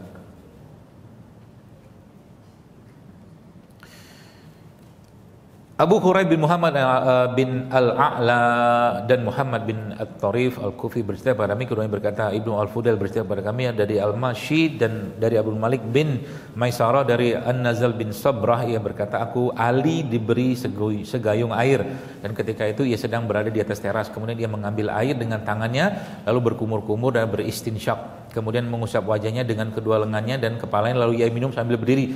Setelah itu ia berkata, inilah tata cara wudunya orang yang belum pernah berhadas, demikian aku melihat Rasulullah SAW. Paham ya? Saya ulang lagi. Ali diberi segayung air dan ketika itu ia sedang berada di atas teras, kemudian ia mengambil air dengan tangannya lalu berkumur, istinsyak itu mengambil air masukkan ke dalam hidung, kemudian ia mengusap wajahnya, kedua lengannya dan kepalanya, lalu ia minum sambil berdiri. Poinnya di situ apa? Habis wudu itu di sini sebutkan minum. Maka dulu, zamannya dulu, kalau Anda yang pernah haji tahun 90-an atau umur tahun 90-an, itu air zam-zam, sumur zam-zam itu kan di sekitaran pelataran Ka'bah. Jadi sebenarnya aslinya kalau mau dapatkan barokah yang luar biasa besar dari air zam-zam itu mandi kita. Maka zaman dulu kalau lihat jamaah haji itu mandi dia. Habis itu tawaf. Habis tawaf mandi itu. Mandi. Ya. Itu yang bagus. Kalau sekarang kan cuman guyurin kan. Wala kan. Kalau minum paling itu mah minum habis tawaf. Ya, seperti itu. Jadi meminum air sambil setelah dari wudu tadi. Ya. Nabi SAW disebutkan sebuah riwayat lain ketika minum mengambil nafas di luar. Jadi misalkan begini nih. Jadi nggak ada bernafas di dalam gelas. Ya. Dan ini menarik nih. Minum itu kalau diniatkan karena memang kita memang melakukannya karena Allah kan jadi pahala. Makanya sahabat-sahabat Nabi SAW itu kalau minum itu kan air nih gelas. Bismillahirrahmanirrahim. Selesai itu alhamdulillah. Minum lagi, baca lagi bismillah, alhamdulillah. Jadi semakin banyak bismillah alhamdulillahnya, semakin banyak mereka menyebut nama Allah di situ. Momennya begitu mereka manfaatkan. Rasulullah SAW mengambil nafas di luar di badannya sebanyak 3 kali dan beliau bersabda, hal itu lebih melegakan dan lebih mengenyangkan. Riwayat yang menyebutkan apabila Nabi SAW minum, beliau mengambil nafas 2 kali. Rasul pernah masuk ke rumahku dan minum dari mulut kirbah, kantong air dari kulit. Ya, berarti Nabi pernah ngerjain kan? Nanti beli itu kirbah itu. Di Mekah banyak jual. kantong. Jadi karena Nabi pernah mengerjakan, aku mau kerjakan. Kenapa? Karena aku cinta Nabi. Nah gitu bahasanya. Jadi riwayatnya menyebutkan Nabi SAW pernah masuk ke rumahku. Ini riwayatnya Ibnu Abdul Umar berkata kepada kami supaya membaca kepada kami dari Yazid bin Jabir dari Abdurrahman bin Abi Amrah dari neneknya Kabasyah. Dia berkata, Rasulullah SAW pernah masuk ke rumahku dan minum dari mulut kirbah, kantong air dari kulit yang tergantung sambil berdiri. Aku mengambilnya dan memotong mulut kirbah tersebut. Apa maksudnya? Dia mau mengambil barokah dari bagaimana Nabi meletakkan mulut beliau sallallahu alaihi wasallam dalam kirbah tadi. Itulah cinta mereka sama Rasulullah. Itu luar biasa ya, Masya Allah ya. Baik, beberapa yang lain yang saya sebutkan, Anas bin Malik biasa mengambil nafas luar bejana air minum sebanyak 2 atau 3 kali, dan ia beranggapan bahwa Nabi juga mengambil nafas. Lihat kata-katanya 2 atau 3 kali. Begitu Nabi kerjakan gitu. Yang nanti muncul apa? Kerinduan, kecintaan kepada Nabi SAW. Jadi beberapa notis-notis atau notif-notif ini tuh bukan sekedar notif, kita lakukan sebagaimana itu. Ya. Riwayat yang menyebutkan Nabi masuk ke rumah Ummu Sulaim dan beliau mendapati kirbah yang tergantung dan beliau minum dari mulut geribah tersebut sambil berdiri. Kemudian, lagi-lagi nih, Masya Allah mereka tuh ya. Kemudian Ummu Sulaim mengambil mulut geribah itu dan memotongnya. Jadi kayak ada kantong bekas di atasnya diminum sama Nabi, dipotong sama mereka, disimpan. Makanya kadang-kadang saya kalau ada pameran-pameran Nabi itu, saya wallahu alam saya nggak tahu itu benar apa enggak sih. Itu benar barangnya Nabi atau tidak, wallahu alam. Ya. Tapi poinnya itu, kalaulah itu benar ya alhamdulillah. Tapi kalau mau tidak, kita mbok ya. Jadi ya, justru malah hal-hal yang sifatnya kebiasaan Nabi kita alaihi salatu wassalam itu yang mulai kita angkat tiap hari kita. Contoh nih mungkin nanti malam tidur nih. Nah, tidur itu coba cari apa doa-doa Nabi sebelum tidur, kerjain. Jadi kalau Anda mau hidup lebih baik, lebih bahagia, lebih sukses, lebih berkah, perbanyaklah mengikuti kebiasaan-kebiasaan Nabi kita alaihi salatu wassalam setiap harinya. Kalau sekarang katakanlah baru 10, naikkan lagi, tambahkan lagi. Ya, seperti itu. Contoh misalkan, saya sudah tahajud. Misalkan. Lalu lihat bagaimana tahajudnya Nabi. Ya, bagaimana meningkatkan kualitasnya. Maka Nabi mengatakan bahwa sholat malam yang paling baik itu adalah sholat yang paling lama berdirinya. Maka Nabi itu bisa sholat sepanjang malam itu dengan membaca 1 ayat saja, dan beliau lama berdirinya. Kalau sholat-sholat yang lain gimana? Beberapa yang menyebutkan Nabi itu sholat, ada salah satu sahabat mengikuti Nabi kita sallallahu alaihi wasallam, lalu beliau membaca surat Al-Baqarah. Sholatnya baca surat Al-Baqarah. Al-Baqarah dibaca dengan nafas yang standar, maka kita akan selesai dalam waktu 2,5 jam. Lalu sahabat itu menyebutkan, ternyata Nabi melanjutkan lagi dengan surat Ali Imran. Ikan Ramadan nih, ya, kalau bisa, ya malam-malamnya kita itu Anda hidupkan dengan Quran. Sampai mata Anda menutup sendiri. Karena keletihan membaca Quran itu fadilahnya luar biasa besar. Saya dulu pernah ikut di Bandung, masih ada dulu tuh, bawa anak istri gitu kan, itikaf. Ada satu masjid di sekarang kayak masih itu, Masjid Habibur Rahman namanya, di dekat PTDI. Jadi Masjid Habibur Rahman ini sekarang kalau itikaf hari-hari terakhir Ramadan itu satu malam itu dari jam 1 sampai jam 3 atau jam setengah 4 itu 3 juz. Semalam. Jadi kadang-kadang ada yang sudah naik ke atas, sudah Allahu Akbar lagi, dia masih di bawah, masih sujud ketiduran. Banyak. Makanya Ramadan itu harus jadi bulan kita untuk berlelah-lelah untuk Allah. Cukuplah 11 bulan kita sudah disibukkan dengan dunia. Nanti suaminya kalau ada kelapangan waktu, rezeki, suruh dia pergi itikaf. Suruh dia, aku pengen kau jadi lelaki surgaku nanti, itikaf sana. Jangan lagi ngurusin dunia 10 hari itu. Kalau belum mau, doain. Ya, atau kalau enggak cara yang ma'ruf tentunya kepada mereka untuk ngajakin itikaf.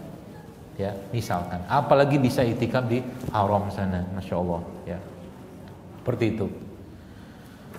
Baik. Itu ya, nah, sedikit mungkin tentang wewangian Nabi SAW. Ya.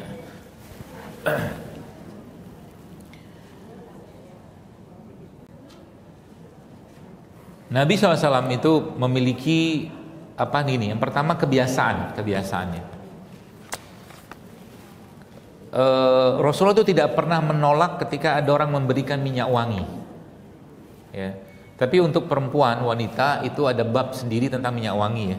Jadi itu ada kaidah syar'inya yang Anda harus patuhi ya, karena ada ancaman Nabi juga di situ. Jadi hati-hati. Contohnya mungkin Nabi katakan Allah melaknat ya wanita, mohon maaf, yang dia berparfum, berwangi-wangian, dan dia melewati sekumpulan laki-laki dan laki-laki tadi mencium aroma parfumnya, maka Allah melaknat wanita tadi. Melaknat itu maksudnya apa? Allah cabut keberkahan pada saat itu. Ya, makanya nanti kalau pakai minyak wangi kapan? Di rumah, khususnya ketika dekat sama suami. Kalaupun juga pakai minyak wangi yang kira-kira sifatnya tidak bisa dicium oleh orang lain. Ya, makanya urusan minyak wangi itu sebenarnya adalah urusan atau punyanya kaum muslimin. Cuman orang tahu yang namanya minyak wangi atau parfum itu, peradaban minyak wangi itu dimiliki sama Perancis, padahal bohong. Islam yang punya. Dan mereka di satu kampung itu tempat daerah di Perancis itu nggak boleh masuk orang luar. Minyak wangi itu punya kaum muslimin. Ada satu teman saya, dia punya kakak itu menggali satu tempat situs itu, seingat saya itu di daerah Sumatera Utara, daerah Baros. Ya, itu sudah sekitar berapa ratus tahun yang lalu kayaknya itu sih. Ya, dia dapat beberapa artefak itu. Yang menariknya apa coba? Dalam salah satu penggalian itu, subhanallah ya, itu digali terus tiba-tiba pecah sesuatu dan tiba-tiba ada aroma wangi muncul. Berlarianlah seluruh pekerja itu karena ketakutan, ini apa, ini makhluk apa gitu kan. Ternyata tuh minyak wangi dari botol yang pecah. Berapa tahun coba? Maka minyak wangi sekarang tuh gak ada apa-apanya dengan peradaban minyak wangi kaum muslimin. Karena orang Eropa zaman dulu mandi enggak, kotoran mereka tuh bersebaran di pinggir, di jalan-jalan di Eropa. Jadi Dark Ages itu bukan untuk kita, tapi untuk mereka. Gitu. Ya. Supaya apa? Muncul izzah gitu loh. Kita muslim gitu loh. Dan peradaban kita tuh peradaban terbaik, tidak ada yang bisa ngalahin sampai detik ini. Allah nggak ada. Saya kadang-kadang cerita begini tuh orang-orang lihat gitu kan, misalkan kalau Anda browsing, kamu browsing bisa sekarang. Apple Office in California, Apple Office, kantornya iPhone. Bentuknya spiral. Warnanya biru, maksudnya biru something lah gitu. Bagus saja, tapi buat saya nggak ada apa-apanya. Tidak ada apa-apanya sama sekali buat saya. Tidak ada hebat-hebatnya. Kenapa? Buka lagi Baghdad, City of Baghdad di zamannya Harun al-Rashid. Kompleknya minta ampun, tengahnya masjid. Nanti coba lihat Oval Office and Baghdad City, ketahuan tuh, langsung keluar deh tuh komparasinya kayak apa. Masya Allah, canggihnya minta ampun. Ya. Nah, hal-hal begini Bu sekalian ya, lagi-lagi saya sampaikan ya, tidak lepas tentunya dari apa yang Nabi kita sallallahu alaihi wasallam jelaskan. Supaya apa? Supaya kita paham gitu loh, bahwa kita itu ya ditakdirkan Allah menjadi seorang muslim, mukmin, punya nabi yang luar biasa cintanya sama kita. Makanya sahabat-sahabat Nabi SAW itu bingung kenapa? Waktu Nabi katakan ya, suatu hari kelak kata Nabi kalian akan mengikuti suatu kaum, kata Nabi. Sejengkal demi sejengkal, sehasta demi sehasta, sampai mereka masuk lubang biawak pun kalian ikut, kata Nabi SAW. Kan gitu. Ada Bu? Ada kan? Kerenan mana? Kerenan yang bawah, yang Baghdad itu kan. Gak ada apa-apanya Apple itu. Ya. Sampai masuk ke lubang biawak pun kalian akan ikut, kata Nabi SAW. Ya. Kata Nabi, kata sahabat. Jadi mereka tuh bingung. Kenapa bingung? Kok ada kita, kan mereka tuh saat itu kan besar sekali ya. Para sahabat itu dengan kekuatan mereka, iman mereka itu kan membayangkan suatu hari kelak umat ini akan seperti buih di lautan, kata Nabi. Kata Nabi gitu. Jadi mereka bingung lah, kok bisa? Lalu akhirnya kan hadis itu terusannya adalah apa? Nabi katakan begini, Nabi katakan bahwa ya karena kalian saat itu, kata Nabi, ya umat Islam kita ini lah terjangkit dengan satu penyakit yang mungkin sebagian sudah tahu ya, al-wahn, cinta dunia dan takut mati. Berarti itu penyakit, itu penyakit. Kalau itu penyakit maka otomatis itu akan membebani hidup seorang, semua takut.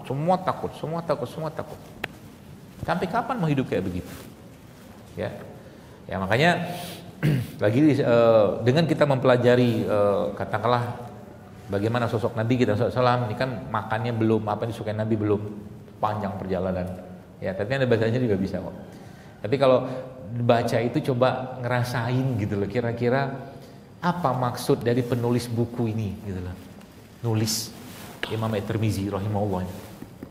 Ya supaya apa? Ya, lagi-lagi supaya kita bisa merasakan sosok kehadiran Nabi itu dalam kehidupan kita, dalam bentuk aktivitas kita. Itu poinnya.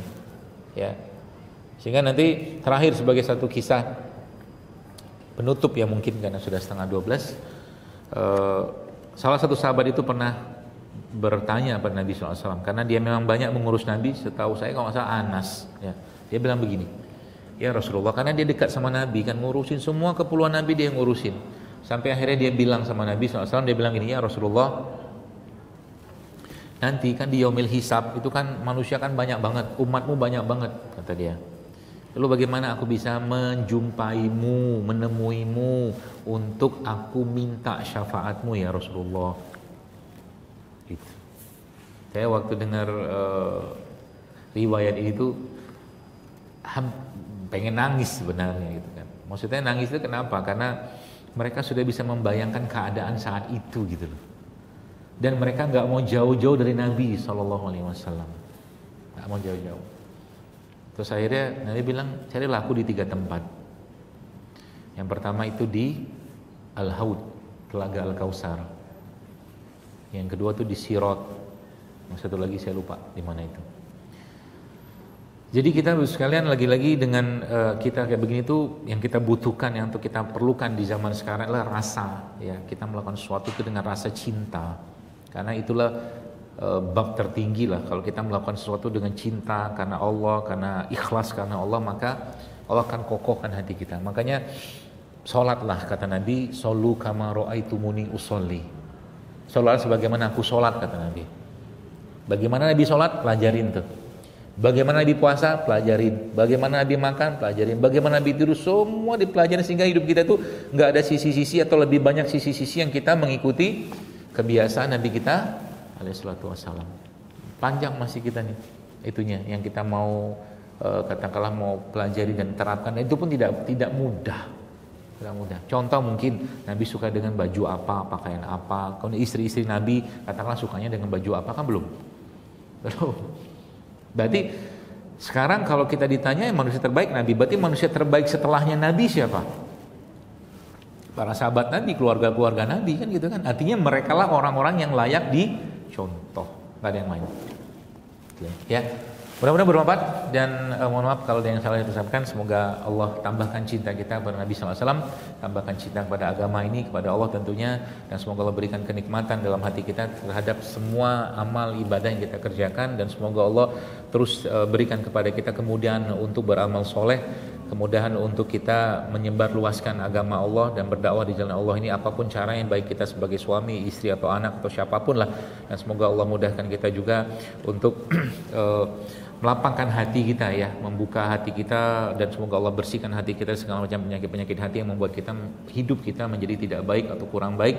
Dan sekali lagi semoga Allah wafatkan kita dalam husnul khotimah, dan semoga Allah kumpulkan kita kembali bersama orang tua kita, suami, istri, anak kita, keluarga kita, dan tentunya kita berharap semoga Allah kumpulkan kita nanti bersama manusia yang paling kita sangat rindukan, paling kita sangat inginkan, siapa itu Rasulullah SAW di surga firdausnya Allah tanpa hisab dan tanpa azab. Dan semoga Allah jaga kita, lindungi kita, negeri kita ini juga dari segala macam makar-makar yang akan merusak negeri kita ini. Subhanakallahumma bihamdika asyhadu an la ilaha illa anta astaghfiruka wa atubu ilaik. Assalamualaikum warahmatullahi wabarakatuh.